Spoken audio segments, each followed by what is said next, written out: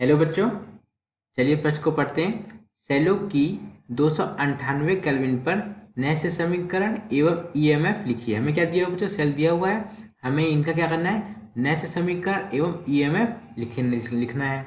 तो चलिए बच्चों देखते हैं मुख्य अवधारणा। मुख्य अवधारणा देखिए बच्चों, जब कोई सेल होता है तो वहाँ पे देखिए मैंने छोटा सा सूत्र होता है। क्या होता है बच्चों? सेल लिखने के लिए ए बी सी। ए मतलब क्या होता है बच्चों? एनोड। एनोड पर क्या होता है? ऑक्सीकरण। एनोड पर क्या होता है बच्चों? ऑक्सीकरण होता है। अब बी से क्या होता है? ब्रिज। तो बच्चों ये हमारा ब्रिज हो गया। सी मतलब क्या होता है बच्चों? सी से कैथोड। कैथोड मतलब कैथोड पर क्या होता है? अपचयन। अपचयन। देखिए बच्चों यहाँ पर, अब हमें यहाँ पे ये देखना। देखिए ये -1 से कहाँ जा रहा है बच्चों? -1 से जीरो जा रहा है। -1 से कहाँ जा रहा है बच्चों? जीरो जा रहा है। -1 से जीरो जा रहा है मतलब क्या हुआ बच्चों? ऑक्सीकरण। क्या हुआ बच्चों? ऑक्सीकरण हो गया। अब देखिए ये कहाँ जा रहा है? +1 से जीरो जा रहा है। +1 से जीरो जा रहा है, क्या हुआ बच्चों? अपचयन। अपचयन। ये +1 से जीरो जा रहा है और ये -1 से जीरो आ रहा है, तो क्या हो गया बच्चों? ऑक्सीकरण। देखिए बच्चों यहाँ पे एक बात ये समझिए। अब देखिए हमें ये पता है, देखिए जो यहाँ पे Br- ये क्या बच्चों? ये हमारा लिक्विड है। Br2 भी क्या बच्चों? ये भी लिक्विड है। H+ क्या है? ये भी हमारा आयन, यानी कि पानी में, एक्वस में है, मीडियम में है। और बच्चों ये हमारा गैस है। तो बच्चों एक बात बताइए, सेल तो है ठीक है, लेकिन यहाँ पे प्लेटिनम की इलेक्ट्रोड क्यों लिया गया? क्योंकि बच्चों यहाँ पे कोई इलेक्ट्रोड है नहीं। यहाँ पे सभी तो लिक्विड है। इलेक्ट्रोड क्या होता है बच्चों? वो हमारा सॉलिड होता है। अब यहाँ पे जब ये गैस है, ये बच्चों हमारे यहाँ पे ये गैस है और ये लिक्विड है, तो बच्चों यहाँ तो कोई इलेक्ट्रोड हुआ नहीं, तो इसलिए हमने यहाँ पे किसकी इलेक्ट्रोड लिए बच्चों? प्लेटिनम की इलेक्ट्रोड लिया है। किसका इलेक्ट्रोड लिया है? जिस कारण हमने यहाँ पे प्लेटिनम का इलेक्ट्रोड लिया है। तो प्लेटिनम का इलेक्ट्रोड क्या होता है बच्चों? इनर्ट होता है, मतलब अक्रिय होता है। ये क्या होता है बच्चों? अभिक्रिया में या रासायनिक अभिक्रिया में भाग नहीं करता। जब वहाँ पे जब सेल में अभिक्रिया हो रही होगी तो क्या बच्चों यहाँ पे बैटरी में, तो बच्चों ये प्लेटिनम इलेक्ट्रोड वहाँ पे क्या होता है बच्चों? अक्रिय होता है, तो वहाँ पे अभिक्रिया नहीं करता है। चलिए बच्चों अब हम यहाँ पे क्या करेंगे? हम यहाँ पे इसकी रासायनिक अभिक्रिया लिखते हैं कि अभिक्रिया कैसे संपन्न हुई। देखिए यहाँ पे होगा क्या? यहाँ पे अभिक्रिया होगी बच्चों, 2Br- प्लस 2H+, 2H+ से ये क्या होगा बच्चों? यहाँ पे, यहाँ पे हमारा बनेगा Br2 लिक्विड। Br2 लिक्विड में है और क्या बच्चों? हमारा H2 गैस। H2 गैस बना है। बच्चों ये हमारे दोनों क्या है? ये हमारे दोनों एक्वस मीडियम यानी कि जलीय विलयन में है। अब देखिए बच्चों यहाँ से आप समझ गए होंगे कि Br है। देखिए यहाँ पे क्या हो रहा है? ये -1 से जीरो आ रहा है, तो यहाँ पे देखिए क्या हुआ? यहाँ पे ऑक्सीकरण होगा। यहाँ पे बच्चों +1 से कहाँ जा रहा है? जीरो जा रहा है। तो यहाँ पे देखिए क्या हो रहा है? अपचयन हो रहा है। यहाँ पर अपचयन हो रहा है और यहाँ पर क्या हो रहा है बच्चों? ऑक्सीकरण हो रहा है। ऑक्सीकरण हो रहा है। अब हम क्या करते हैं बच्चों? नेक्स्ट समीकरण लिखते हैं। नेक्स्ट समीकरण बराबर क्या होता है? ई सेल बराबर होता है हमारा, ई सेल बराबर होता है E naught cell. E naught cell minus 0.059 बटे एन लॉग उत्पाद की सांद्रता बटे अभिकारक की सांद्रता। देखिए बच्चों यहाँ पे देखिए उत्पाद हमारा क्या है? देखिए बच्चों उत्पाद हमारा क्या है? लिक्विड है। लिक्विड क्या करते हैं बच्चों? हम यहाँ पे नहीं लिखते, लिक्विड का एक होता है। लेकिन बच्चों गैस का तो लिक्विड नहीं होगा। गैस का क्या होगा बच्चों? दाब होगा। तो दाब यहाँ पे देखिए क्या दिया? 1 बार दिया हुआ है। तो अगर हम यहाँ पे नहीं लिखेंगे 1 तो कोई दिक्कत वाली बात नहीं है। तो बच्चों ये क्या हो गया? यहाँ पे उत्पाद का 1 हो गया पूरा। अब यहाँ पे देखिए यहाँ पे क्या लिखा हुआ? एक्वस मीडियम में किसका लिखा हुआ? अभिकारक में H+ है। तो H+ में देखिए बच्चों कोफिशिएंट गुणांक कितना है? 2 है। तो बच्चों क्या हो जाएगा? और यहाँ पे देखिए Br- का भी कोफिशिएंट गुणांक कितना है? 2 है। तो ये बच्चों क्या होगी? सांद्रता की पावर में घात में आ जाएगी। तो यहाँ पे लिख लेते हैं Br-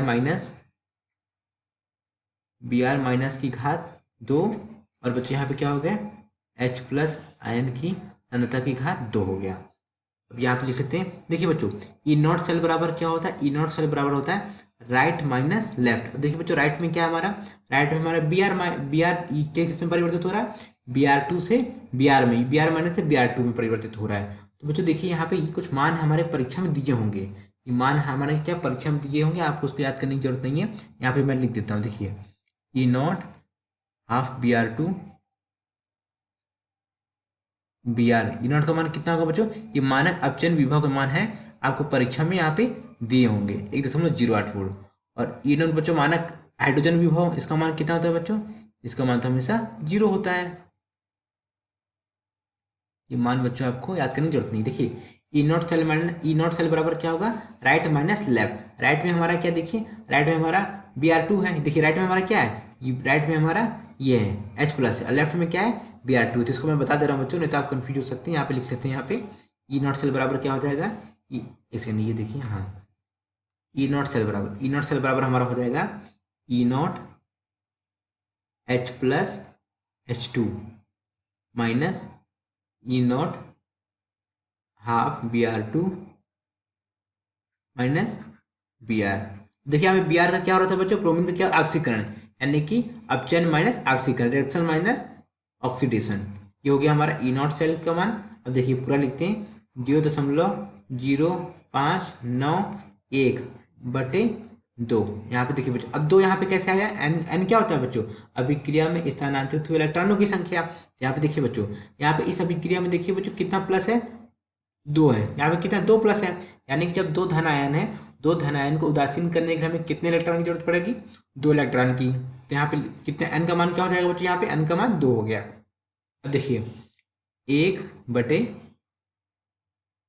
अब देखिए यहाँ पर ब्रोमीन की कितनी सांद्रता दी हुई है, ब्रोमीन की दी हुआ है 0.010, और यहाँ पे H प्लस का कितना दिया हुआ बच्चों, 0.030। तो आप लिख लेते हैं यहाँ पे कितना, 0.01 की घात 2, और प्लस H प्लस कितना है 0.03 की घात 2।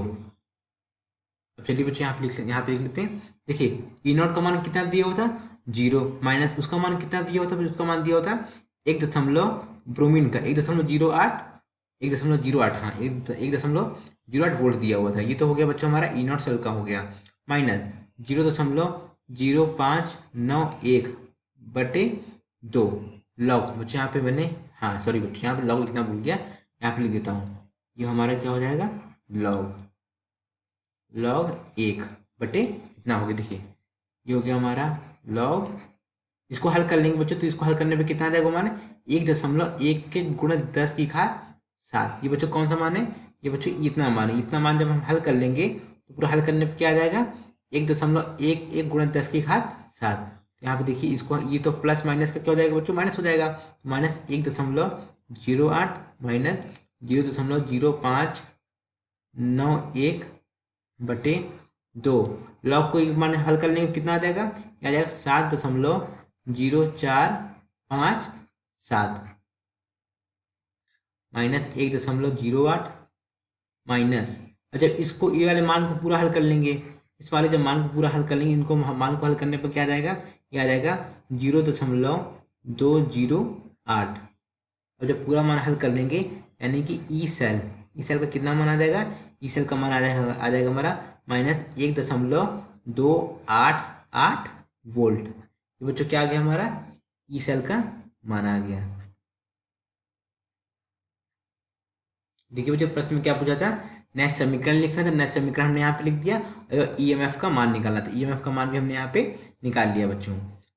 ये हमारे रहा प्रश्न का उत्तर, क्या रहा बच्चों, ई सेल का मान कितना आया, माइनस 1.288 वोल्ट। आशा करते हैं आपको समझ आया होगा। धन्यवाद।